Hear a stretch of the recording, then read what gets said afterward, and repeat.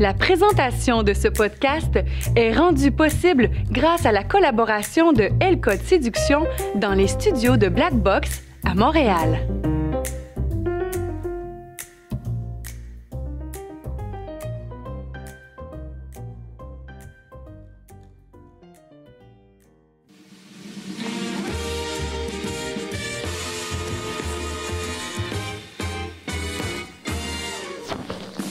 Bienvenue au Delicious Show, un podcast filmé devant le public et je serai votre animateur, David Paré.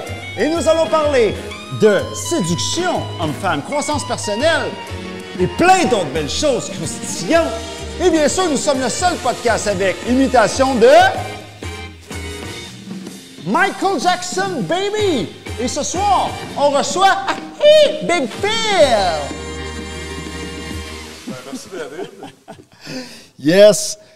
Bienvenue, welcome aboard! Yes, ça fait quand même longtemps qu'on s'est croisés. Ouais, c'est ça. Il y a 2 semaines, je pense, à peu près. Ben oui. Fait que, justement, comment qu'on s'est connus? Ben moi, dans le fond, j'ai entendu parler de toi à cause qu'il y a un de mes amis qui a suivi un de tes cours, puis finalement, j'étais un peu sceptique. J'ai décidé quand même de dire, bon, j'ai la puce à l'oreille, pourquoi pas prendre ma chance, puis de voir, découvrir un peu comment que ça pourrait se passer, où c'est que ça pourrait m'amener. Ouais. Fait que là, j'ai décidé de foncer, je t'ai contacté. Puis ben encore une fois, de belles apprentissages, de nouvelles connaissances, puis une belle occasion tant qu'à ça. Toi, tu prenais ça comme un peu du développement personnel ou pour faire de l'impact avec la gente féminine, un peu de tout? Ben, moi, je te dirais un peu de tout. C'est surtout, par exemple, moi, je voulais savoir qu'est-ce qui ne fonctionnait pas pour moi, puis ainsi de suite. Puis qu'est-ce qui m'a amené ici, dans le fond, ben un peu comme ton histoire l'a déjà décrit, on a à peu près le même pattern. Fait que, tu sais, une séparation qui a été quand même difficile. Qu'est-ce que j'ai fait? Pourquoi je suis rendu là? Qu'est-ce que je peux faire pour corriger la situation? Puis, let's go, on fonce. Moi, ce que j'ai bien aimé avec toi, c'est que tu avais déjà quand même un certain succès avant de venir à notre centre de formation L-Code Séduction. Puis, dans le sens que, je veux dire, tu n'es pas un gars qui avait jamais de filles. Là. Tu créais de l'attirance déjà. Là. Effectivement. Je créais déjà de l'attirance, mais pourquoi ça marchait? Pourquoi ça marchait pas? Les filles que nécessairement m'intéressent plus, pourquoi eux autres, j'étais moins à l'aise nécessairement avec eux autres? Qu'est-ce qui fait en sorte que j'allais voir des filles, mais que finalement, celles qui m'intéressaient prenaient le bord, mais finalement, je me ramassais avec la seule jeune fille que écoute, non, elle m'intéressait pas tant que ça, mais ça a donné que c'était elle, tu sais. Il y a ça que je voulais changer, puis justement, que j'étais en train de comprendre comment changer, puis ainsi de suite. On travaille là-dessus lentement mais sûrement. Sinon, entre-temps, j'ai commencé à travailler dans un bar, comme je t'ai déjà raconté, puis on peut te raconter 56 000 anecdotes. Inquiète-toi pas, on va y revenir. Parfait. Mais là, je veux gratter l'aspect de la confiance, parce que tu avais déjà une certaine confiance en toi avant de venir au centre de formation. Parce qu'un des préjugés des gens, c'est c'est juste une question de confiance, la séduction, par exemple. C'est sûr que c'est une grande partie quand même. Il faut que tu aies la confiance en soi d'aborder, mais comme n'importe quoi, tout s'apprend.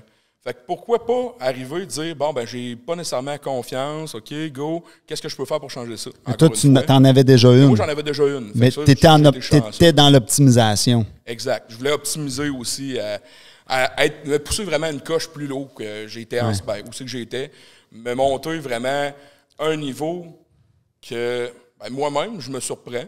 Et encore aujourd'hui, je ne suis pas rendu au niveau que je voudrais, mais je continue de travailler dessus à tous les jours. Puis je pense qu'en fait, tant aussi longtemps que je vais vivre, je ne voudrais pas arrêter de continuer d'apprendre, puis continuer de grandir, puis continuer d'être une meilleure personne, une meilleure version de moi-même. Je pense qu'il faut que tu sois un petit peu plus proche du micro. Il faut que tu sois à un point. Possible. OK. Puis moi, ce que j'ai bien aimé avec toi, c'est que, parce que des fois, on entendait au fil des années, des fois, il y avait des gars, moi, je suis un mâle alpha, j'ai pas besoin de ça. Mais là, on a le mâle alpha avec nous, fait que, c'est ça, c'était drôle. Fait que, qu'est-ce que tu leur dirais à eux autres, ceux qui se pensent bien tough, là? On aura beau être bien tough comme on voudra, c'est bien plate, mais des fois, d'écouter un conseil, d'apprendre deux choses, ça fait toute la différence entre dire « Je suis un mâle alpha, je vous casse toute la gueule », puis Je sais pas comment que ça fonctionne, puis où c'est que Ouais. je m'assis, comment je fais ça, si ça, Langage ainsi de suite. corporel, tout ça, ouais. Je suis dans la bonne place. Pourquoi mon langage n'est pas parfait? Tu sais, c'est comme on a quelques petits trucs qu'on a travaillé, que j'étais encore en train de travailler. Justement, juste le positionnement des mains, pour moi, ça a l'air que c'est bien compliqué. Fait que je te dirais, ces mots d'alpha-là, ils peuvent se rasser puis prendre 2 minutes pour regarder leur comportement. Puis, ils vont peut-être se rendre compte que s'ils changent 2-3 trucs, ils pourraient être encore meilleurs que ce qu'ils sont en ce moment. Puis, oui, parce que là, il y a des gens qui nous regardent sur YouTube présentement, mais là, je m'adresse à ceux qui nous écoutent juste en audio, parce qu'il y en a beaucoup, ils font leur jogging, ils nous écoutent juste en audio. Donc là, vous le voyez pas, mais Big Phil, c'est 6 pieds 4, 420 livres, je me trompe pas. 417 à cette heure. Je me suis pesé ce matin, watch out. Il y a 3 livres de... Fait que ça donne un peu le topo du personnage, là. Ouais. Puis, justement, en plus, t'es dans le cliché, parce que en plus, t'es doorman. Bonne sœur, je me fais de la lutte, je fais du Muay Thai, je me tiens occupé à faire de la MMA médiévale aussi. Ouais. On fait pas mal d'activités. Puis je tombe dans tellement de clichés un peu particuliers, justement. Le doorman, qui est massif, que personne ne va écœurer. Il y a souvent, au naturel, un air bête que vous ne voyez pas, malheureusement, pour vous. Parce que j'ai quand même une belle face, on s'entend. On fait des petits jokes. Mais tout ça pour dire que j'ai vraiment toutes les caractéristiques du bouncer que tu peux t'imaginer, c'est ceux-là que je représente, pour ceux-là qui peuvent pas me voir, dans le fond. Puis, comme de fait, on défait les limites tranquillement, pas vite. Oui, puis tu sais, c'est drôle parce que moi, ça va faire bientôt 10 ans que j'enseigne. Puis, tu sais, des clients, on en a vu de tous les types, mais je pense, il faut que je te lance la fleur aujourd'hui. Je pense que tu es vraiment, tu sais, des fois, on dit un client idéal, mais toi, tu es l'idéal de l'idéal parce que ce qui m'a fait sourire avec toi, c'est que, puis ça, c'est quand même assez rare qu'on voit ça, c'est que c'est lui qui me disait, c'est quand tu veux qu'on se revoie, David? Ta date va être la mienne. Tu sais, c'est comme, tu sais, d'habitude, c'est le contraire. C'est moi qui, tu sais, on regarde l'agenda avec la personne, on essaie de trouver un trou que ça fit. La personne, toi, tu étais comme, dis-moi c'est quand ça t'adonne, puis je vais être là. Ça, c'est rare qu'on voit ça. Là. Mais il faut pas oublier que quand tu as un intérêt envers quelque chose, quand tu veux apprendre de quoi, quand tu veux te développer, tu vas faire tout ton possible pour arriver puis que ton arrêt fonctionne. Tu vas peut-être dormir 2-3 heures dans ta nuit, mais c'est pas grave. Tu vas y aller parce que c'est ça que tu veux faire puis c'est ça qui t'intéresse. Ouais, mais toi, t'es comme à un autre level parce que, règle générale, monsieur tout le monde, ils vont se dire, ben là, moi, je suis le client. Fait que je vais regarder mon horaire, puis tu sais, on va s'arranger nous deux pour que ça fitte. Mais là, c'était même pas ça. Tu t'adaptais à mon horaire. Oui. Oui, on a une question. Où vient ton vouloir de te développer autant de ça, genre être prêt à tout sacrifier pour te développer? Ben moi, je te dirais tout simplement que l'affaire qui fait en sorte que j'ai toujours eu envie de me développer, c'est que je regarde mon passé, je regarde où j'ai déjà été, puis je regarde les activités qui m'ont amené à être qui que je suis, puis je me dis, crime, ce monde-là, dans le fond, c'est un monde qui m'a toujours touché sans que je m'en rende compte. Puis là, à cette heure que je découvre ça, je m'épanouis, je trippe, je découvre, non seulement je fais des belles rencontres, mais je découvre tellement de choses qui m'apportent dans ma vie, que ça soit juste changer des fois certaines affaires de mon mode de vie qui font en sorte que je suis plus heureux. Ou pourquoi ça marche pas? Ah, OK, je pourrais corriger ça puis l'amener de cette manière-là à la place. Fait que je suis toujours en train de bouger, je suis toujours en train de faire de quoi, mais ça, c'est mon mode de vie à moi, puis c'est là-dedans que je suis heureux. Est-ce que nécessairement d'autres personnes vont l'être à ce moment-là? C'est à vous autres de le découvrir. Mais j'espère au moins que si je suis capable d'inspirer quelques personnes à foncer dans le tas, se lever puis y aller, ça va au moins les aider là-dedans. Puis je te dirais même que c'est un des buts que j'ai découvert en faisant la croissance personnelle, c'est d'aider les autres, puis de faire en sorte que les autres grandissent. Que moi, non seulement moi, je grandisse, mais que les autres grandissent alentour de moi. Super intéressant. Parce que là, ce qui est intéressant de mentionner, c'est que tu as 27 ans, si je ne me trompe pas. Exactement, j'ai 27 ans. 27 ans quand même, là. Puis tu as tout un bagage dans l'entrepreneuriat aussi. Parle-nous donc de ça. Ben effectivement, dans le fond, moi, j'ai eu mon entreprise un certain temps. J'ai décidé de fermer à cause des employés et ainsi de suite. On ne décide pas tout le temps comment que ça fonctionne à 100%, tu sais. Puis, dans le fond, c'est une entreprise que mon grand-père a partie en 1972. Puis, que même jusqu'à la fin, jusqu'à temps que je décide de fermer l'entreprise, il a toujours été là pour m'aider, pour m'appuyer, même ma mère avant ça, jusqu'à son décès, elle, en 2019, et ainsi de suite. 2019. Moi, je me mélange dans mes dates un peu, mais bon, ça, c'est des petits détails rendus là. Mais tout ça pour dire que jusqu'à son décès, jusqu'à temps que je décide, que finalement, la tâche de reprendre l'entreprise vienne dans mes mains à moi, et ainsi de suite. Fait que ça a été quand même un sport assez intéressant à vivre. Puis ça m'a amené beaucoup de bagages. Tu sais, d'avoir vu le côté employé, d'avoir vu le côté, débrouille-toi parce que c'est ta job puis c'est toi qui as décidé d'être là. Puis tu veux dire que tu as vu le côté employé parce que tu étais employé, puis là, m'emmener, pouf, tu es tombé propriétaire. Exactement. Du jour au lendemain, sans même le décider, je suis tombé propriétaire. Puis, veux pas, ça l'a amené une autre perspective de la chose. Parce que là, tu tombes en arrière des chiffres, tu tombes en arrière de faut que je gère les employés, faut que si ça aille bien, hey, j'ai tel projet, où c'est que je m'en vais, où est-ce que je vois mon entreprise. Oh, hey, les responsabilités. Les responsabilités aussi. Tout l'entretien qui est alentour de ça. Puis, heureusement, j'ai toujours eu des gens pour m'appuyer là-dedans, du monde pour que ça soit d'expérience, mon grand-père, mon père aussi. Il n'y a pas nécessairement l'expérience entrepreneuriale. Il a toujours été là pour dire « Chris, je m'en viens travailler avec toi, let's go ». Fait que tu sais, même des journées, même encore aujourd'hui, des fois, même si je le trouve tannant, puis si tu n'écoutes pas, merci. Mais genre, avec ce monde-là qui m'a entouré, j'ai toujours vu c'était quoi comme se lancer, avancer, puis ainsi de suite. Fait que, tu sais, ça m'a aidé dans l'entreprise, dans l'entrepreneuriat. Puis, comme veut pas, on se tanne tout un moment donné quand c'est pas nécessairement notre projet à nous autres. Puis, exclusivité, je suis en train de regarder tranquillement, pas vite, pour moi, me repartir une autre compagnie. Je sais pas encore dans quoi, mais me relancer là-dedans. J'ai découvert que être employé, c'est correct, mais à coup, tu as goûté l'entrepreneuriat, c'est dur de quitter ça. Fait que... éventuellement me relancer. Bon, là, je vais rentrer là-dedans parce que là, j'ai 2-3 portes qui s'ouvrent. J'aimerais ça que tu me dises, selon ta perspective, c'est quoi les grandes différences que tu as vues entre être employé et être à son compte? Être employé, je te dirais, c'est facile. Tu rentres le matin, tu fais ta job. Même si tu penses que ta journée va mal, hey, à 5 heures, est finie ta journée. C'est fini. Casse plus. Le fil. C'est fini. Le fil, il est coupé. Si tu le ramènes chez vous après ça, c'est ton problème. Tu sais. Mais quand tu es entrepreneur, c'est H24. Le fil, il débranche pas. Là. Le fil, si tu le débranches, en tout cas, t'es bon. T'es meilleur que moi là-dessus. Ouais. Mais tu sais, puis en plus, c'est toi qu'il faut qu'il aille chercher les projets. C'est toi qu'il faut qu'il avance. Tu sais, c'est tes idées que tu mets de l'avant. Ouais. Tandis que quand tu es employé, ton boss, il a une idée, il te le met de l'avant. Que tu sois content ou non, c'est un peu ça ta job d'être là. Si ça fait pas ton affaire, à ce temps, on s'entend, tu peux partir. Ouais. Mais en tant que tel, quand toi, tu as une idée, c'est l'entrepreneur qui décide, pas toi. Fait que, tu sais, l'employé, c'est facile, tant qu'à moi. Mais l'entrepreneur, de tout véhiculer ça, de stress, le ci, le ça, la gestion des choses. La gestion, moi, comme je disais, qu'est-ce qui m'a tué, c'est les employés. La gestion de ça.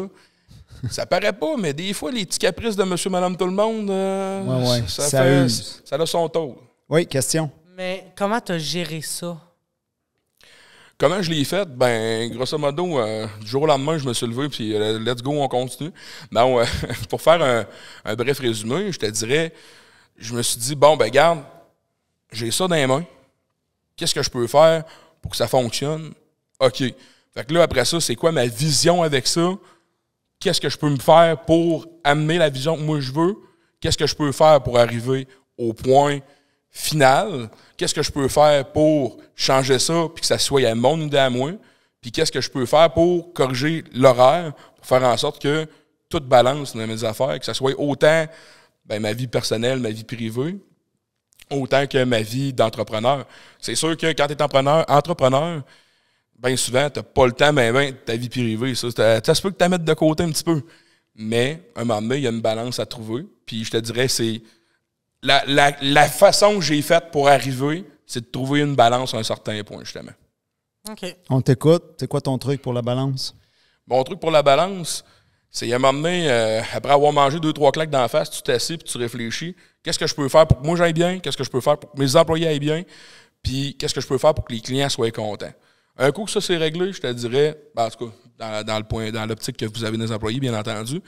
Mais moi, la balance, je l'ai trouvée justement en checkant, mes employés ont besoin de ça, mes clients ont besoin de ça.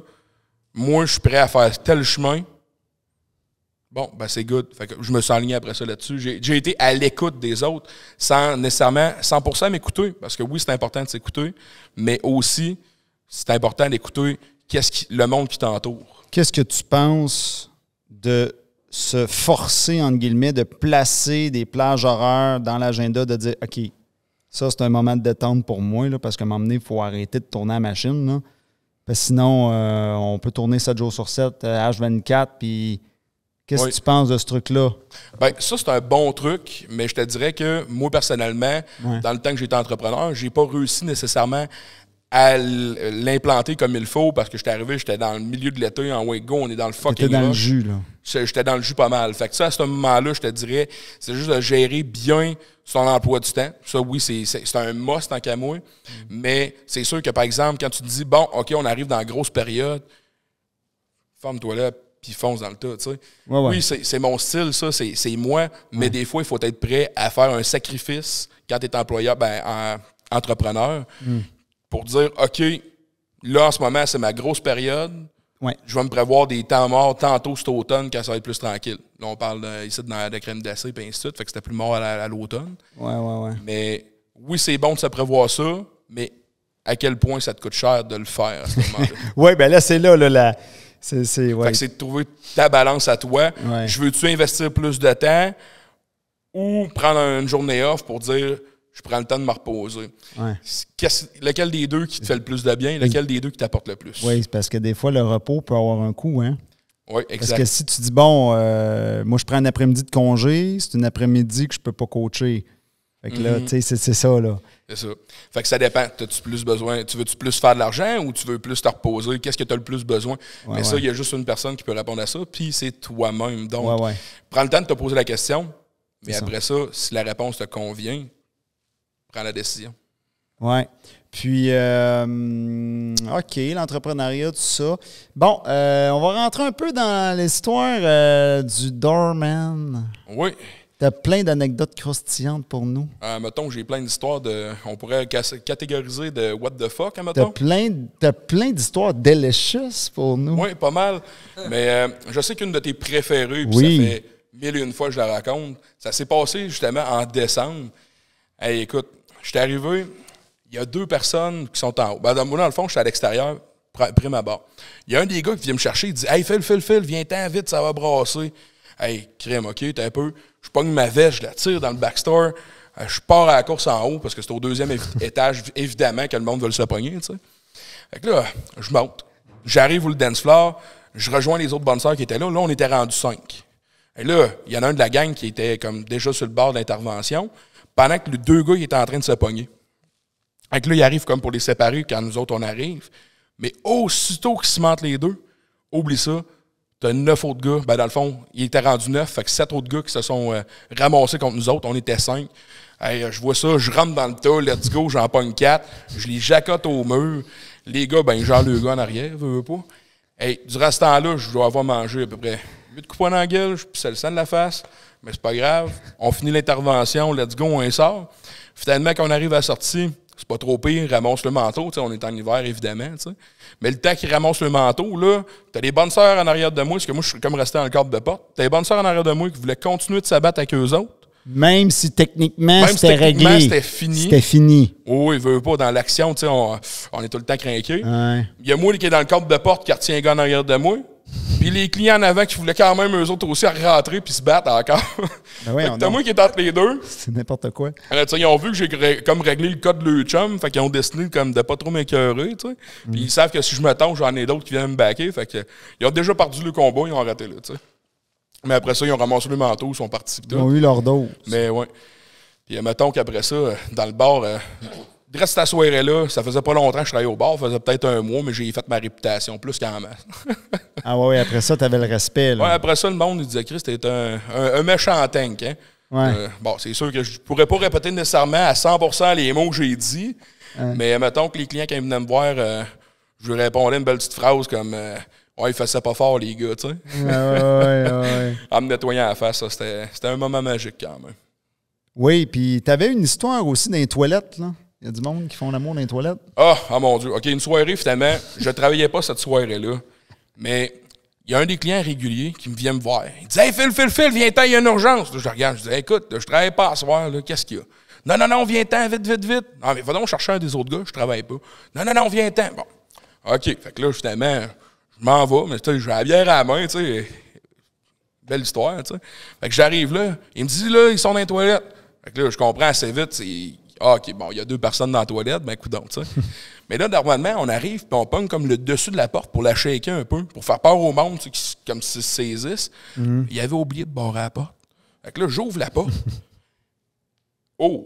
Guys, wrap it up, let's go! Hey, ça en face, là, j'ai jamais vu 2 personnes se monter le culotte vite de même, puis sortir en catimini de même du bar. Puis aussitôt que j'ai croisé un autre bonne-sœur, j'ai dit « Hey, eux autres, ils en rentrent pas pour asseoir, c'est fini. » Non, c'est ça. Y a-tu des moments que tu étais comme, en faisant ce rôle-là, que tu étais comme découragé de l'humanité? C'est sûr que quand j'ai vu une fille qui était en train de dormir sur le bol parce qu'elle a trop bu, j'étais pas mal découragé. Sinon, ben, il y a aussi tout le temps, veut pas, on n'est jamais à l'abri de ça, toutes les histoires de drogue. Tu sais, combien de fois, c'est arrivé jusqu'à date, je te dirais 2 fois, c'est arrivé, une fille est partie en ambulance, sa sœur était là, veut pas, elle a fait une crise de panique parce qu'elle voyait sa sœur couchée à terre qui était non responsive. On ne sait pas. Tu sais, sans faire ça, t'avais beau toucher les épaules, t'avais beau comme claquer dans tes mains, tu sais, des trucs d'ambulancier un peu, là. Puis, pas en tout, là. Noir, c'est parti, là, fini. Fait que là, finalement, on est obligé de sortir sa sœur, d'appeler les ambulances qui viennent la chercher. Les ambulanciers sont arrivés. La fille essaie de rentrer chercher sa sœur en criant, en gueulant tous les noms, puis ainsi de suite. Ouais, ça a été un moment que j'ai dit, bon, l'humanité est rendue là, tu sais. Ou combien de fois qu'on entend, heureusement, c'est pas arrivé à mon bar encore. Regarde, je vais toucher du bois quand même, au cas où. Mais souvent, on entend parler des histoires toutes du GHB, des affaires de même qui circulent, ou du fentanyl que le monde met dans les drogues, et ainsi de suite. Ouais. Puis, oui, je comprends qu'il y a l'aspect récréatif de la chose, mais il faut tout le temps faire attention à ce qu'on consomme, surtout, tu sais, quand on ne connaît pas nécessairement ça, puis tout, ou tu sais, des fois... Aussi une autre histoire. Attends une petite seconde. Oui, là. Je veux rentrer là-dedans. Là. T'as-tu des notions, toi, de... C'est quand ça a commencé, ça, cette histoire-là, qu'il y a du monde qui met des choses dans des verres? Ça fait-tu 10 ans, 20 ans, 30 ans? Car c'est quand ça a commencé? Je voudrais pas parler au travers de mon chapeau, parce que je vais t'avouer, je le sais pas nécessairement. Okay. Je sais que ça fait quand même plusieurs années, ouais. mais dernièrement, on est beaucoup plus conscientisé là-dessus. Ouais. Même l'autre fois, il y a... Ça, c'est des amis à moi, en fait. Ouais. Ils ont eu un cours comme de la police un peu, qui ont montré une vidéo qui a dit comment que ça se passe, puis ainsi de suite. Puis des fois, ça prend une fraction de seconde. Le gars, il vient payer ses shots. Ouais. Tu sais, mettons que je commande 4-5 shots au bar. Puis en passant son 20$, il drop ça dans le verre en même temps. Ça se fait vite. Ça se fait vite. C'est quoi? C'est une petite poudre blanche? C'est quoi? Ça dépend de la sorte, en fait. T'sais, ça peut être des pilules, ça peut être du jus, ça peut être... Il y a beaucoup de sortes différentes, en fait, là-dedans.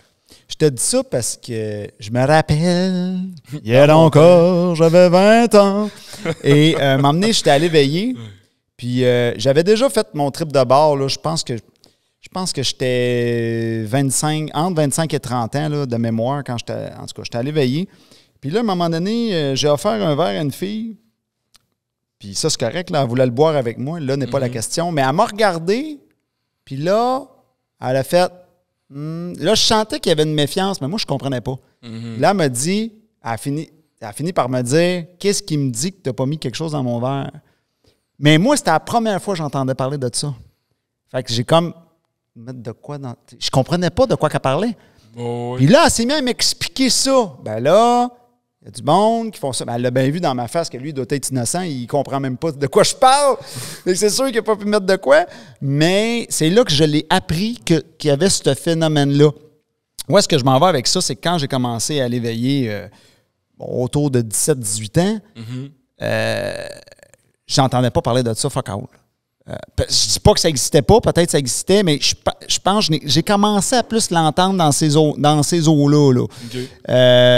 Fait que c'est pour ça que je me posais la question, ça fait-tu plus à peu près 15 ans, 20 ans que c'est plus... Ou c'est pour ça que pour vrai, c'est une question que je me pose. Ça fait-tu... dans les années, je sais pas, dans les années 50, ça se faisait-tu? Tu comprends ce que je veux dire? Ben, moi, j'ai l'impression que oui, parce que, tu sais, qu'on le veuille ou non, au travers de l'histoire, les drogues ont théoriquement toujours existé. C'est sûr que les drogues synthétiques, comme, mettons, la coke, les affaires de même, c'était peut-être moins accessible dans le temps parce que c'était plus comme nouveau. Mais je te dirais aujourd'hui, avec l'Internet, le ci, le ça, probablement que ça s'est juste amplifié. D'après moi, ça fait longtemps, mais de quand ça a commencé. Ça s'est répandu, puis il y a peut-être eu de plus en plus de monde qui l'ont fait, mettons. Oui, c'est ça. Moi, je te dirais, la popularité, probablement, c'est faite avec l'arrivée d'Internet. Puis ça, c'est une explication intéressante. L'accessibilité, aujourd'hui, on s'entend, t'as tout facile sur Internet. Fait que, tu sais, tu veux de quoi, ben, tu Google it, puis tu l'as. Marketplace, let's go, tu sais, c'est... Ouais. Fait que je te dirais, moi, d'après moi, l'incidence, la coïncidence viendrait avec ça, tu sais, c'est tout coïncide ensemble avec ça, d'après moi. Tu allais dire quelque chose tantôt, je t'ai mis un stop, mais je ne sais plus là, ce que tu disais. Probablement que c'est une anecdote que je voudrais te raconter, parce que ça vient de me faire penser à quoi. Ouais. Mais dans le fond aussi, une affaire qui est rendue populaire, beaucoup de jeunes, de plus en plus, on entend parler de GHB ou d'affaires de même, dans le fond. Puis ça, dans le fond, c'est une drogue qui fait en sorte que ben, tu consommes ça, puis c'est comme si tu avais pris un pack de 12 comme d'un coup. Sauf que souvent, il y a du monde à cette heure, sans même le mettre dans le verre de quelqu'un d'autre, vont se le faire eux autres mêmes. Ils appellent ça se doser, dans le fond. Puis l'affaire qui arrive, c'est que bien souvent, il y en a qui ne prennent pas en considération, bon, qu'est-ce qu'ils ont mangé, le poids, le jauge, le ci, le ça, et ainsi de suite, tous les trucs que tu peux prendre en considération quand tu consommes quelque chose. Puis il y en a un l'autre fois, il a passé out justement dans le bar, un autre cas justement d'ambulance, que lui, il s'est dosé, s'est vu ses caméras, qu'il s'est ouvert son shit, il s'est mis ça dans ses affaires, puis après ça, il l'a bu lui-même. Mais il a mal calculé sa shot, mais tu sais... C'est rendu ça la mode à cette heure, tu sais. Ouais, mais là, on va gratter ça un peu, là. Je vais essayer de comprendre ça, là. Là, le gars, il se met ça dans son verre, mais lui, son objectif, c'est quoi, là? C'est d'avoir du feeling, je vais être comme sous, je vais avoir du fun. C'est quoi l'objectif? Il voulait avoir du gros fun. Let's go, ça a l'air que c'est plus le fun de ne pas être en contrôle de soi-même, bien de suite. Fait que c'est comme s'il voulait se saouler d'une claque, dans le fond. OK. Ça lui coûte moins cher, peut-être, j'imagine. C'est quoi la différence entre... Là, tu as nommé le GHB, tu en as un autre, le fentanyl. Fentanyl, tu me corrigeras si je me trompe, mais ça fait-tu dormir, ça, je pense? Il me semble que c'est pas mal. Ça t'écrase, là. Ça t'écrase. Ouais. Fait que le fentanyl, ça doit être utilisé probablement par quelqu'un qui veut mettre de quoi dans le verre d'un autre. Il va pas se donner ça lui-même. Comme je t'ai dit, ça dépend. Il y en a qui veulent faire toutes sortes de trips à cette Si je t'ai dit, c'est d'un bar, des fois, on en voit de tous les sortes. Ouais. Oh, ouais. Mais... Autant que j'en ai que des fois, les pupilles sont dilatées comme des 2 piastres puis qu'ils veulent se battre parce qu'ils ont pris justement, mettons, de la cocaïne, des affaires de même. Okay. Fait que là, ils sont super hyperactifs ou whatever. Toi, tu le vois, ça? Tu le sais? Tu dis, OK, il est trop allumé. Là. Il est trop... Bien souvent, là, je vais te dire, tu sais, quand t'es habitué... Il se sent invincible, là? Oui, il y a justement l'invincibilité qui vient avec, là, bien souvent. Mais je te dirais pas 100% des cas, mais d'habitude, on le perçoit assez facilement. Ouais. Surtout quand t'es habitué d'être là-dedans. Oui. Et comment tu le perçois? Ben, en fait, je te dirais, il y a certains symptômes, mais je te dirais souvent, mettons, bouche pâteuse, les yeux dilatés, puis le comportement. Tu sais, si le gars, il rentre au début de la soirée, il a de l'air tout gêné, puis ci, puis ça, je comprends qu'il a peut-être bu de l'alcool, là, mais quand tu bois de l'alcool, d'habitude, là, à quelques exceptions près, t'es moins gêné, mais t'es pas nécessairement hyper craqué tout le temps, tu sais, let's go. Quelqu'un qui va être chaud, il va être mollasse un peu, il va avoir du fun, oui, il va peut-être vouloir se battre, mais... Il ne voudra pas se battre comme quelqu'un qui est comme tu sais, de même tout le temps. Fait que, c'est pas exactement la même affaire. Ça dépend aussi c'est quoi la substance, ça dépend de tout plein de choses. Ouais. Mais je te dirais de manière générale, en tout cas, moi personnellement, j'ai quand même de la facilité à le boire à cette heure. Je ne pourrais pas nécessairement tout énumérer à 100%, mais... Non, mais est-ce qu'il vous donne des formations pour dire ça risque d'être tel état, ça, tu comprends-tu? Oui, non, on n'a aucune formation là-dessus, je vais te dire. C'est que c'est soit tu vas t'informer toi-même, soit que tu vas dans certains cas, malheureusement, il y en a qui préfèrent aller le vivre. Puis sinon, après ça, il y a des fois, tu es chanceux, puis tu as une séance d'information qui s'offre à toi, puis là, tu es comme, attends, je vais aller m'informer. Qu'est-ce que tu veux dire? Il y a des doormen qui préfèrent le vivre. Je veux comprendre c'est quoi de la coke, je vais m'en prendre. C'est ça que tu veux dire? Oui. Mais ils font ça pour mieux comprendre leur job après? Pas nécessairement. Des fois, c'est pour le côté récréatif de la chose. OK. Mais... combien utile à l'agréable, comme on dit. Mettons, on peut dire ça. Combien utile à l'agréable, pas mal, ouais. OK. Je n'aimerais pas de nom, mais j'en connais une coupe. OK, je te suis. Oui, malheureusement. OK. Puis, c'est pourquoi tu as décidé de te lancer là-dedans, là, d'être doorman? Ben moi, en fait, fun fact, quand j'étais plus jeune, quand j'avais 18 ans, je suis sorti dans un bar, ça s'appelait L'Agité dans le temps. Puis la star s'est fermée. L'Agité. Non, L'Agité, oui. C'était un bar punk rock, underground un peu, toutes des shows de métal, des shows un peu de n'importe quoi, en fait. Puis, j'étais arrivé là une soirée, leur bonne sœur s'était blessée. Je pense qu'elle avait un bras cassé ou whatever. Puis, ils sont arrivés. « Hey, Phil, ça te tente-tu? » Ah ben ouais, pourquoi pas. Fait que j'ai commencé ça. J'ai fait ça 1 an à peu près là-bas. à l'ajouter, dans le fond, du moment que j'ai commencé à travailler jusqu'à la fermeture. Puis après ça, ben, j'ai été une couple d'années sans sortir, sans être dans les bars. J'ai comme pogné mon écœur en titre, je pense, à un certain point. Ouais. Puis là, dernièrement, en novembre, j'étais arrivé une soirée, j'étais mis dans un bar, le barman « Hey Phil, ça te tente de travailler? » Bah, pourquoi pas? Fait que c'est comme ça un peu que ça a parti aussi. Ben, depuis ce temps-là, ben, je continue de travailler là, puis j'aime bien ça, sans farce. Ouais. Ça fait différent. C'est quoi que t'aimes là-dedans? Ben, moi, j'ai toujours été un gars qui a toujours aimé le contact humain. De voir les autres, d'apprendre comment que les autres fonctionnent, pourquoi c'est comme ça, pourquoi ils agissent de telle manière, puis ainsi de suite. Puis la curiosité aussi de voir à cette heure, c'est rendu où le monde, tu sais. Dans mon temps, il me semble que c'était ça. Là, à cette heure, c'est rendu ça. Et on dirait que j'ai 40 ans quand je parle, ça. Oui. Oui. Mais ça pour dire, tu sais, c'était juste une question de dans ton temps, tu veux dire, mettons, juste le 7-8 ans, tu vois déjà une marge? Oui. Tu la vois, le clash? Oui, sans farce. OK. C'est peut-être aussi, il remarque que je travaille avec des crowds qui sont différentes aussi. Avant ça, je travaillais avec plus du monde rock, punk, metal, tu sais. Ouais. Tandis que là, à cette heure, ben, je travaille plus avec du monde plus comme populaire, des étudiants, tu sais, des affaires de même. Fait que je te dirais que la crowd, à ce moment-là, c'est sûr qu'elle est très différente. Mais, comment je pourrais dire ça? Je remarque la différence entre les deux communautés, comme on peut dire. Explique-nous ça, là. C'est quoi la différence psychologique entre les deux crowds?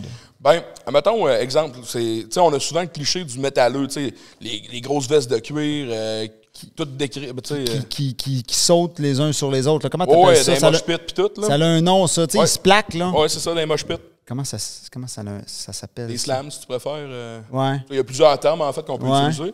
Mais c'est drôle parce que souvent, on a la société une perspective de la chose qui était plus rough. C'est du monde qui sont comme méchants, et ainsi de suite. Je vous dirais sans farce, là, si vous pouvez travailler comme agent de sécurité ou comme bouncer dans un événement métal, là, allez-y. Vous n'aurez jamais de trouble. Mais d'expérience, ne travailler jamais dans un événement rap, ça, c'est la pire crowd que tu peux avoir. Ah ouais. Le monde qui a le moins de respect, et ainsi de suite, c'est là-bas. Tandis que tu vas dans le punk metal, c'est tout du monde qui sont là, ils s'entraident, puis ça, ils ont des looks tough, mais c'est tout du monde qui sont proches de leur cœur, puis qui ils s'aiment entre eux. On s'entraide, on est une communauté, puis ainsi de suite. Ouais. Je te dirais que c'est surtout ça, mettons, la. Puis le rap, qu'est-ce qui se passe là-dedans? Ils font-tu comme moi, je veux t'essayer? C'est quoi? Ben, je te dirais, pour avoir fait quelques shows de rap, sans être nécessairement client dans un show à ce moment-là, je vais te dire, le monde, souvent, c'est du manque de respect, c'est « Hey, let's go, c'est moi le plus tough », puis tu sais. Ils essayent plus de se montrer un peu. Puis souvent, c'est là qu'on va trouver des couteaux, des affaires de même. Tandis que tu arrives dans un crowd metal, hey, je m'excuse, là, autant que je fais des shows, que je m'en vais dans un show, autant que je m'en vais surveiller dans un show, jamais de trouble avec personne. Mais ça, c'est une affaire que... Mettons, là, bon, c'est sûr que j'ai peut-être pas la shape non plus, là, je l'ai jamais vraiment eu, mais tu sais, de me dire, je pourrais devenir doorman, justement, ces notions-là de... Pas sûr que ça me tente de me faire poignarder. Comment t'as dealé avec ça, de, tu sais, ce risque-là? Ben, je te dirais, direct en partant, à Québec, il n'y a pas vraiment de risque. C'est sûr, moi, je suis plus de la région Québec versus Montréal. Mais j'ai des amis à Montréal qui, eux autres, ben, ça ne vous est pas arrivé, mais ils connaissent tout un bouncer à qui c'est arrivé. Ouais, c'est ça. Ça doit dépendre encore là de quel bord tu te tiens, c'est quoi la crowd. Tu sais, comme on s'entend, des fois, il y a des préjugés un peu qui ressortent, puis ainsi de suite. Ben, des fois, il y en a certains que c'est plate à dire, mais souvent, ils sont comme un certain point fondés, genre, sans même... Qu'est-ce que tu veux dire? Qu'est-ce que je veux dire? C'est que souvent, exemple, tu as le gars qui rentre, la casquette à l'envers, les culottes quasiment aux genoux. OK, ça fit. Ben, ouais, souvent le 3/4 du temps. Je peux pas dire que c'est 100%. OK, mais... ouais. Puis le gars qui rentre, qui est bien habillé, habillé-cravate, t'auras pas de trouble? Ça peut arriver. Règle générale. Mais règle générale, eux autres, on n'a pas de trouble. Ouais, je te suis. Règle générale. Règle générale, c'est ça. Il y a toujours des exceptions. Il y a toujours des exceptions dans tout. C'est sûr. Ouais. OK. Puis bon, fait que là, tu as le doorman d'un bar, puis là, tu fais des affaires de chevalier. Parle-nous de ça. Oui, ben moi, dans le fond, ça va faire une dizaine d'années cette année que j'ai commencé ça. Dans le fond, on voit ça facile comme ça, c'est de la MMA. Fait que Mixed Martial Arts. Fait qu'on peut donner des coups de poing, des coups de pied, des coups de genoux, des coups de coude. Attends une minute, là. C'est de la MMA, mais habillé en chevalier. Oui, exact. Fait que... OK, tu vois, ce bout-là, je ne l'avais pas catché quand on s'était jasé. J'avais pas fait ce déclic-là. Ben, attends un peu. Je savais que vous fonciez dedans, mais je n'avais pas catché que c'est de la MMA. Et c'est ce bout-là. Là, Effectivement. Fait qu'il y a de la technique. Là. Oui, il y a de la technique puis tout. OK. Puis pas le but, c'est... Ben moi, j'adore faire du 5 contre 5, puis même... Du 5 contre 5. Ouais, imagine-toi. 5 chevaliers contre 5 chevaliers. Exactement. OK. Exactement. Pourquoi 5 contre 5 puis pas 3 contre 3? C'est quoi cette affaire-là? Ben, c'est parce que c'est un sport d'équipe. Fait que j'imagine... Ben, des fois, ça arrive des 3 contre 3, des 2 contre 2, puis ainsi de suite. Mais moi, mon fun, il est dans le 5 contre 5 ou dans le 21 contre 21. Ça, c'est un autre trip. Là. OK, raconte-moi ça. C'est quoi qui arrive? C'est quoi l'affaire là? Est-ce que vous êtes 5 d'un bord, 5 de l'autre, il y a un arbitre qui fait ching, puis comment ça marche? Oui, bien, justement, dans le fond, comment que ça marche, c'est que grosso modo, il y a des coups qu'il ne faut pas donner, comme, mettons, un estoc. Vous avez une épée? Oui, on a des épées, des haches, des masses, même des fois des boucliers. Des haches. Ouais, fait que tu peux carrément donner un coup de hache sur l'autre. Oui, ça fait du bien, ça défoule. Oui. Fait que puis tu peux y aller là, à ta force maximale. Exactement. Mais l'autre, tu peux pas le tuer parce qu'il y a une armure de chevalier. C'est ça. Mais tu peux le blesser, c'est comme moi en tant que tel, ici sur le bras, malheureusement, on peut pas le voir parce que ça. On le voit pas, mais quelqu'un qui va me toucher le bras, je vais lui faire le test admettons que comme je viens de faire là, tu vas sentir que depuis 2018, j'ai un trou que j'ai mangé un coup de hache sur le bras. Puis c'est encore là aujourd'hui. Là, mais comment t'expliques ça? La hache a passé à travers de l'armure? Oui, ben elle veut pas. Là, c'est plate, j'ai pas amené mon casque avec moi. Ouais. Mais il y a des coups, là, mon casque il est tout bossé là, en tant que tel. Là. Fait que ça peut fesser assez fort. Là. Oui, ça fesse. Je sais pas si vous connaissez un peu les métals, les épaisseurs, et ainsi de suite.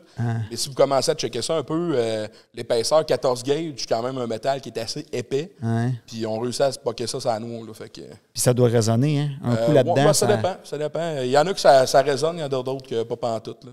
Mais je te dirais que ça dépend tout le temps d'une question de momentum, de ci, de ça. C'est comme dans n'importe quel combat. Des fois, tu manges un coup d'en face, il fait pas mal, mais des fois, tu vas le manger un peu plus sur le côté. Tu ne l'as pas vu venir, etc. Tu l'as pas vu venir, et ainsi de suite. Fait que là, ça va faire plus mal. T'sais.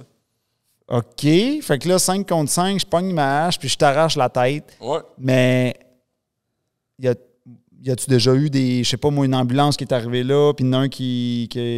Ben, moi, dans les débuts, j'ai commencé à faire ça. On était à Lévis, dans le fond, au Four Point Sheraton à Lévis.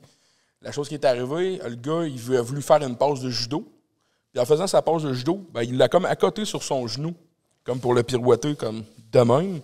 Les deux armures sont restées pognées à peu près au niveau justement du genou.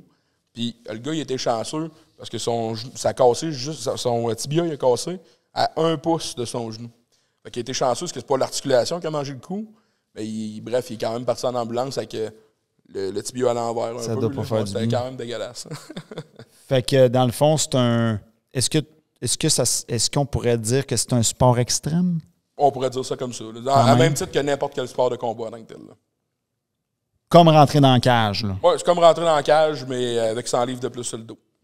OK. Les dommages peuvent être aussi forts qu'une cage. Mais je te dirais même qu'à un certain point, je trouve ça plus sécuritaire que faire un combat de boxe ou de MMA, de Muay Thai. Parce que en tant que tel, quand on fait ça, on n'a pas vraiment de protection. Tandis que là, quand on fait le HMB, on a de la protection en plus. OK. Oui, question? Oui. Je sais que dans l'autodéfense, des fois, on est en blocage pour taper. Est-ce que toi, ça t'est arrivé, le blocage de taper, d'avoir peur de blesser ou de te faire blesser? De me faire blesser, Comment non. gérer ça? De me faire blesser, non. Mais je te dirais que souvent, moi, ça, c'est tout dernièrement que j'ai réussi à débloquer ça. Là. J'ai jamais voulu fesser personne avec ma hache parce que j'avais peur de blesser le monde, justement. Mais là, à un moment donné, j'ai comme fait, tout le monde m'en donne, c'est à mon tour d'en donner. Ouais, c'est ça, à un moment donné, là. Puis, à un moment donné, j'ai juste commencé à fesser. Fait que, tu sais, ça s'est fait avec le temps, avec l'expérience, le ci, le ça. Puis, quand j'ai vu que, dans le fond, mes chances de blesser quelqu'un, ben, ils sont pas là, Chris. Fait que je vais commencer à fesser moi aussi, là, fait que, règle générale, vous faites votre affaire, tout le monde rentre chez eux, tout le monde est sur ses deux pattes, puis... 99,9 du temps, ouais. OK. Puis y a-tu... Ou bien il y a des... j'ai un petit bobo là, j'ai un petit bleu là. Mettons que des bleus, on en a souvent. Là. Il y a des photos que je pourrais peut-être éventuellement retrouver sur mon téléphone, que je veux le dos bleu quasiment au complet. Calmez. Mais quand t'aimes ça, let's go. Bon, puis c'est quoi le thrill de ça? Là? C'est quoi? Tu te sens comme dans le Moyen-Âge, on se bat pour notre survie. C'est quoi le... Ben, en fait, moi, c'est parce que ça mélange deux passions que j'ai. Okay. Ça mélange la passion que j'ai pour tout ce qui est combat, que ce soit Muay Thai, que ce soit lutte, puis ainsi de suite. Puis aussi la passion que j'ai pour le monde médiéval. Tu sais, moi, j'ai toujours été un gars un peu plus proche des vieilles histoires, tu sais, de tout le monde fantastique, les légendes arthuriennes, puis ainsi de suite. Mais là, j'avais pas comme nécessairement le thrill, mettons que je faisais des grandeurs nature, des affaires avec des armes en mousse puis tout. J'avais pas le thrill de faire comme du combat. Fait qu'il fallait comme je fasse 2 sports, puis j'étais comme, bah, c'est le fun un, c'était le fun l'autre, mais on dirait qu'il manquait comme un petit quelque chose. Puis à un moment donné, j'ai découvert la combinaison des deux. Wow. Je suis viré fou, ça.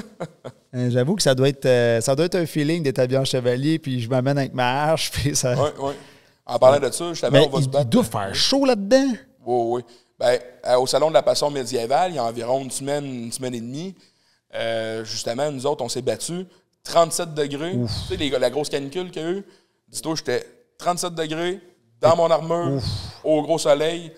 J'étais habillé en noir. Ben, c'est-tu dans... Il faisait chaud. C'est-tu dangereux pour la déshydratation des enfants? C'est sûr qu'on aurait pu avoir des coups de soleil, pas des coups de soleil, mais des coups de chaleur. Ouais. Mais tu sais, bien souvent, on se check, on prend notre niveau d'eau. Puis on est tous, en tout cas, moi, ma gang, on est tous des gars habitués. C'est tous soit des anciens militaires, tout du monde qui se tiennent proche de ça, ou ainsi de suite. Tout du monde en shape, là. Oui, tout du monde en shape. Pas personne qui crache son poumon là-dedans. Non, pas en tout. OK. Même si c'est rough sur le cardio pareil, là, mais ça marche comment, ça? Je veux dire, ça se passe où? Tu dis qu'on va se battre, vous allez vous battre où? Ça dépend. Souvent, c'est dans des festivals. Fait que là, c'est comme on parlait du Salon de la Passion médiévale, le festival médiéval de Saint-Marcelin, Saint-Marcelin, dans des festivals. Dans des festivals où c'est comme dans cet incite, nous autres, on est en train de faire un centre d'entraînement. On est en train d'élaborer un projet pour faire un centre d'entraînement. Mais en attendant, on s'entraîne dans la grange de nos chums. Fait que c'est le fun, c'est ainsi de suite. Ça nous permet de s'entraîner, de sortir un peu notre stock puis de se battre un peu. Mais en tant que tel, c'est souvent dans les festivals ou des événements comme, exemple, Bicoline, que des fois nous invitent pour certains trucs, ou certains GN qui veulent nous inviter aussi pour faire une démonstration de autre chose que juste du grandeur nature, et ainsi de suite.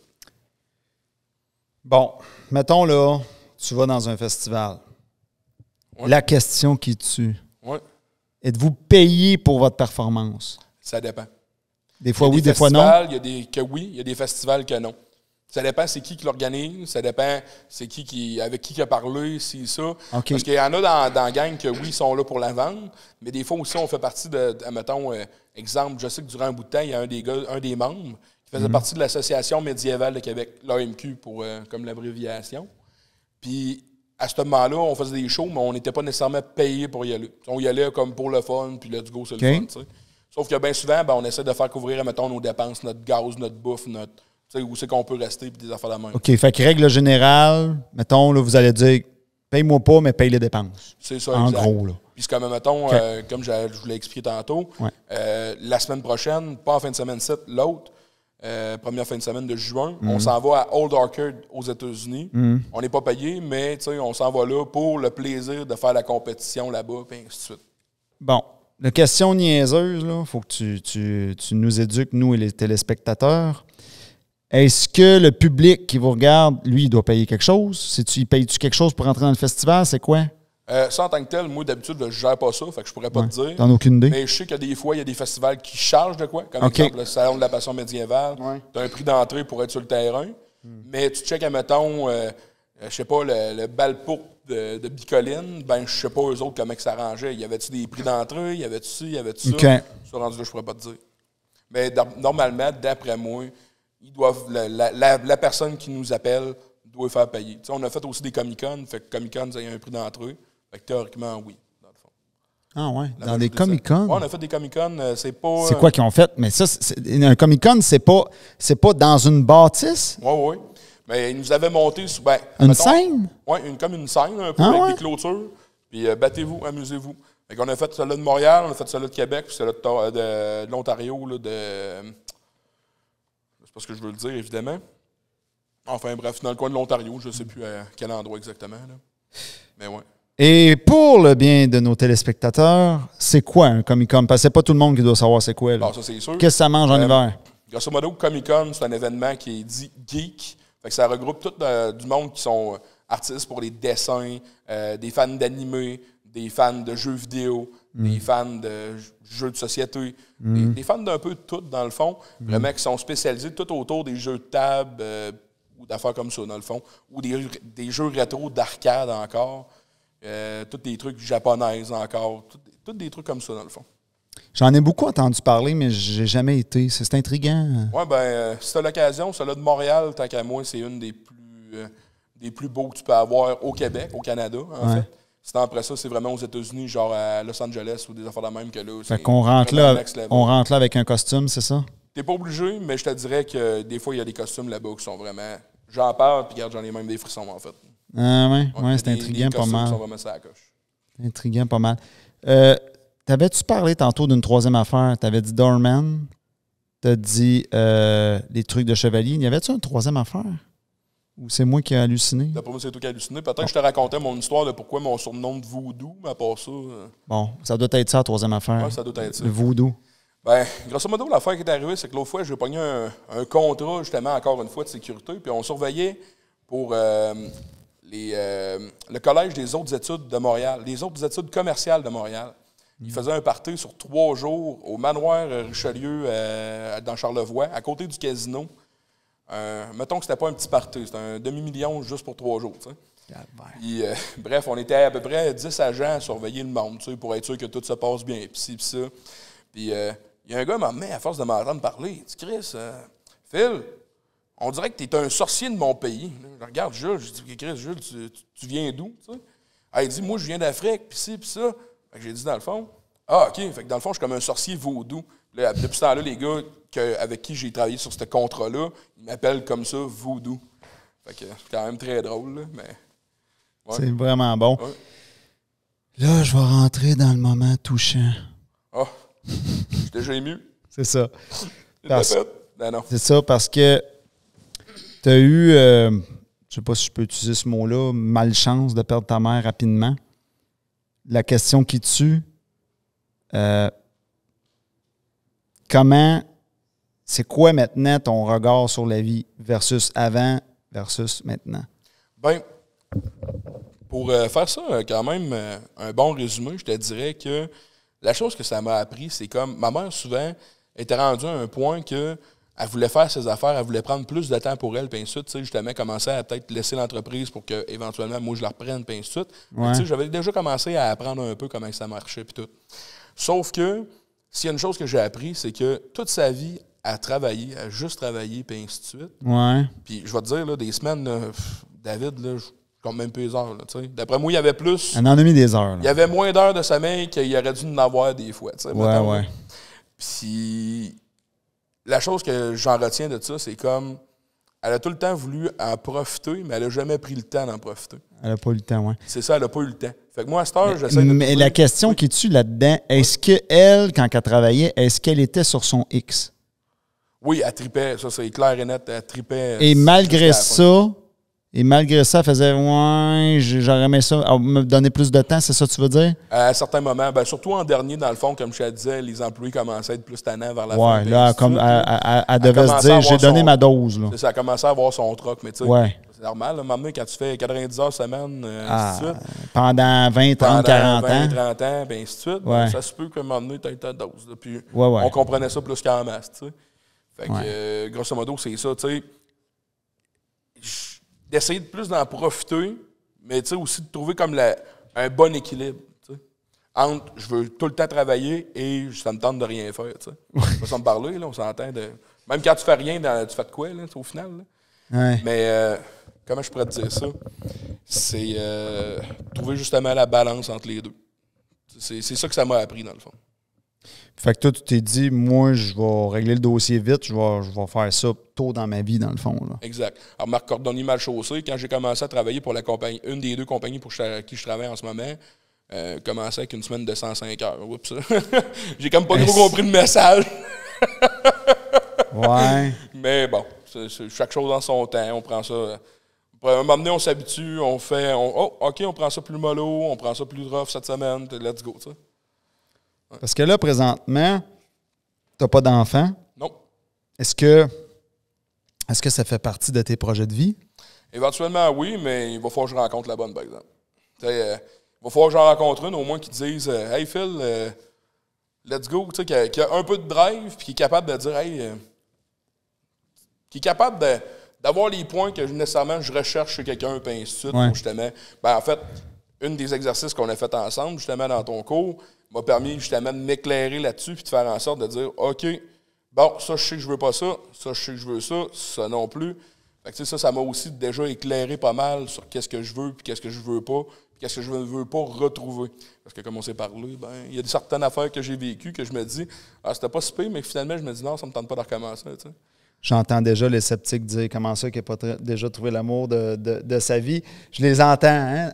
Je les entends, sauf que, tu sais, ma réponse à ça, c'est que, on vient juste de se voir, on vient juste de finir le cours, on va y laisser le temps. Oui, il vient de sortir du local. Ça fait quoi, 2 semaines? Oui, c'est ça. Au top. Fait que laissez-moi le temps de faire mes apprentissages, de faire mes essais, là. C'est ça. Puis, anyway, rencontrer à la bonne, ça a l'air que ça peut prendre jusqu'à 2 ans. Fait que, regarde, on va se laisser le temps, là. C'est ça. Bon, OK, il faut dire aussi que je suis très sélectif, mais ça, c'est une autre histoire. Ah là là. Puis là, tu sais, quand tu me disais tantôt à la blague, avant qu'on fasse l'enregistrement, tu dis, ça se peut, moi aussi, David, que j'ai des questions pour toi. C'est le temps, là. Ah ouais? C'est OK. Tu m'as pas vu venir, non, là, hein? Je t'ai pas vu venir, tu me prends le cours. Il me coupe l'herbe sur le pied. Et boum! Ouais. Mais moi, je te dirais, David, tu sais, on s'en est jamais parlé, mais qu'est-ce qui a fait en sorte que toi, tu n'as pas continué dans l'entreprise de ta mère? Toi, là aussi, je t'ai pas vu venir. Hein? Moi aussi, je te coupe l'herbe sur le pied. En fait, j'ai travaillé dans l'entreprise familiale pendant plusieurs années. Je suis allé un peu, j'ai commencé au bas de l'échelle, là. Je collais des collants sur des pots, puis tout ça. Après ça, je suis retourné aux études. Après ça, je revenais. Fait que j'ai fait des allers-retours. Ouais, c'est ça, je cherchais comme mot. J'ai fait des in and out. Puis, ma dernière séquence, si je peux dire, ça a été une séquence de quelques années. Là, j'ai été réceptionniste. Puis là, après ça, là, j'ai monté, job de bureau, tout ça. Puis, ce qui est arrivé, c'est que à force d'être dans cet environnement-là, j'ai fait, comment je peux dire ça? Ça me faisait pas vibrer.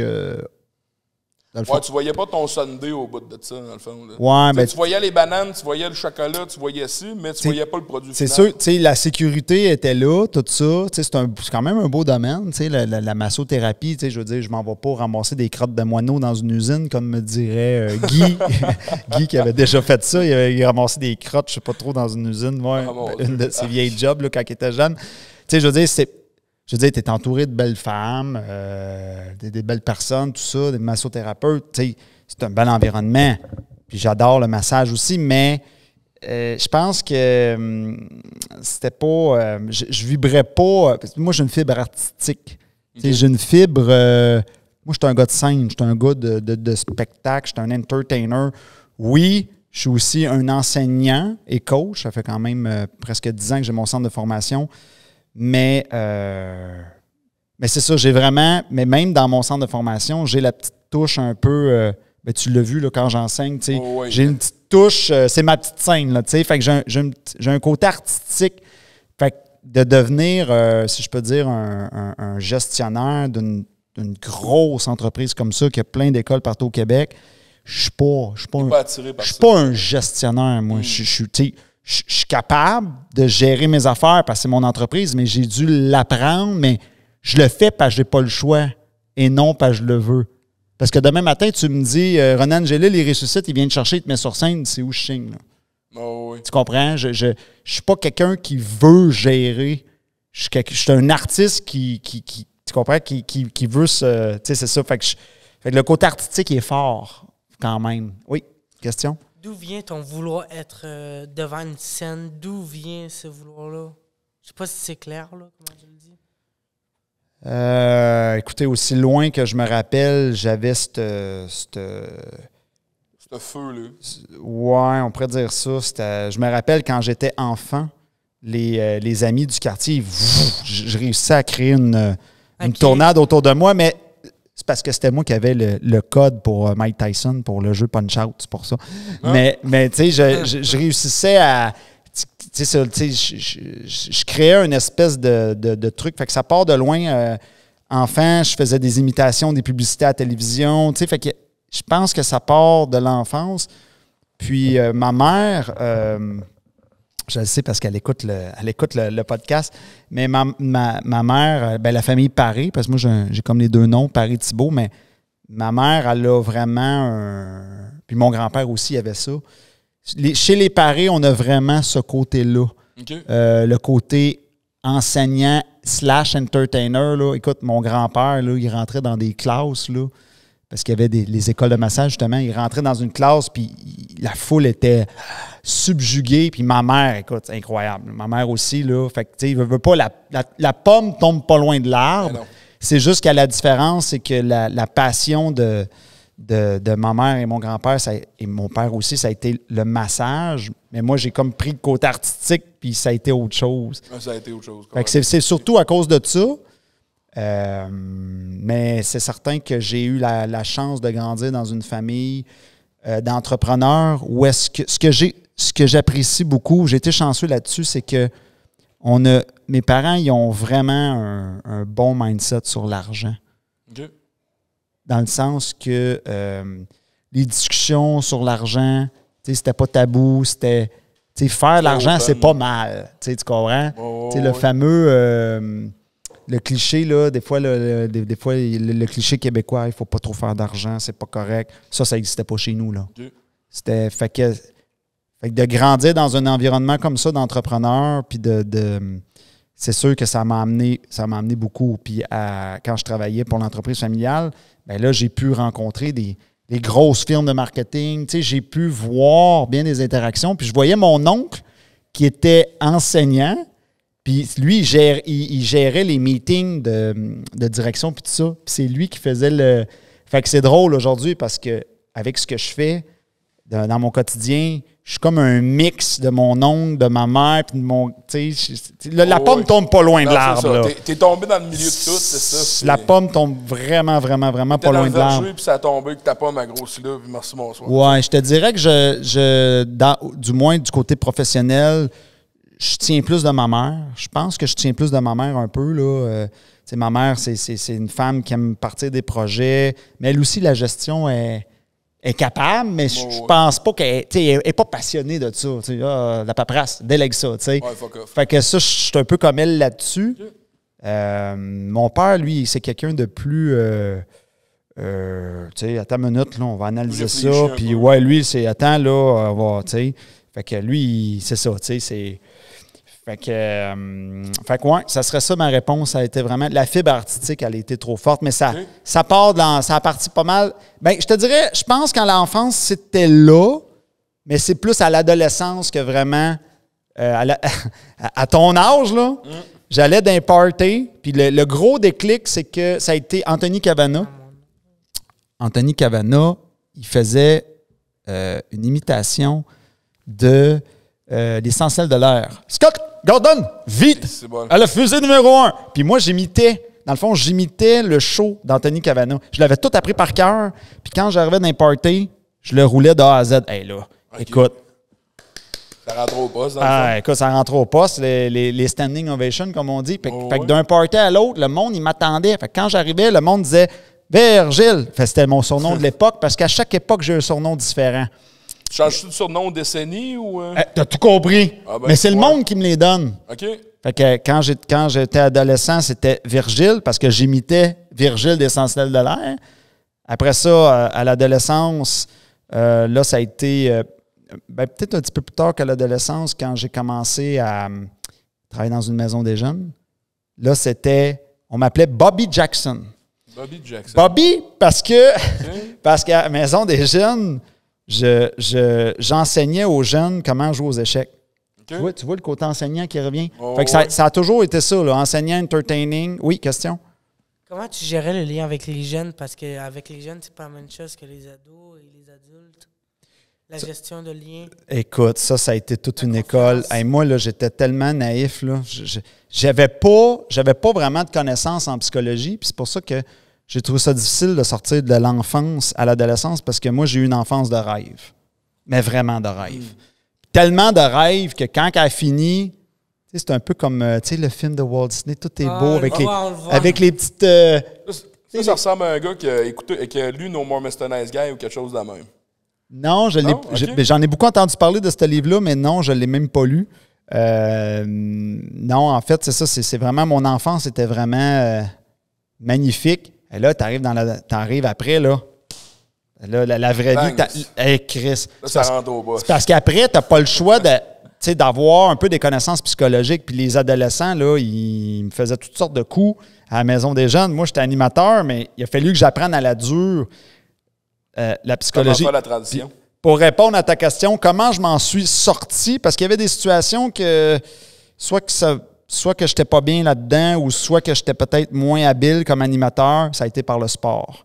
Venez-vous-en, les jeunes, on va jouer au hockey. Ben, j'étais bon au hockey. Intéressant. Fait que là, je jouais avec eux autres. Fait que j'avais ma gang qui me suivait, qui jouait au hockey, puis l'autre animatrice, elle gérait les autres. Qui voulait pas jouer au hockey à ce moment-là? C'est ça. Fait que ça a été ma manière de m'en sauver, si on peut dire. Mais j'ai quand même créé des beaux liens avec certains de ces jeunes-là on se parle encore aujourd'hui. Encore aujourd'hui, il y en a un, je peux te dire, qui me parle encore de toi parce que à cause de lui, je t'ai connu. Oui, ben c'est vrai, ça en est un. Ouais, ben lui, de mémoire, il m'a pas donné ben de troubles à l'époque. Ouais. C'était pas un de ceux qui m'amenaient des problèmes. C'est un gars bien tranquille, anyway, dans la vie en général. Fait que... C'est vrai. Bon, ben Colin, on arrive déjà à la fin de notre épisode. Ouais. C'est le petit moment de danse. T'es-tu game? Bon, ouais, pourquoi pas? T'as dit, je danse comme un 2x4, par exemple. C'est ça qu'on va voir. La danse 2x4. Ouais, même ça a l'air agréable. Ouais. C'est ça, ouais.